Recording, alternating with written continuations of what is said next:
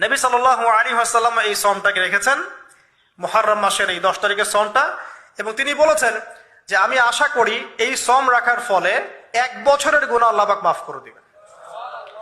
এবং একজন সাহাবী এসে জিজ্ঞাসা করছিলেন যে কোন মাসের রোজা রমাজান মাসের পরে সর্বোত্তম।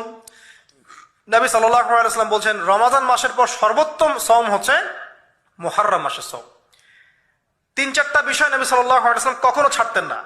ফজরের আগে 2 রাকাত সুন্নাত, মাসের 3 দিন রোজা রাখা, আইয়ামে বীজের, তারপরে আপনার আরাফার সওম, এবং এই যে মুহররম মাসের সওম। এই সওমগুলো নবী সাল্লাল্লাহু আলাইহি ওয়াসাল্লাম কখনো ছাড়তেন না। আরো এসেছে একটা বর্ণনা, আমি এটা পেয়েছি ফয়জুল কালামের মধ্যে, যে আশুরার সওম রাখার পাশাপাশি ওই দিন যদি আপনি পরিবার বর্গের উপর খরচ করেন, ইনশাআল্লাহ আপনাকে সারা বছর আল্লাহর পক্ষ থেকে রিজিকের প্রশস্ততা দেওয়া হবে ইনশাআল্লাহ।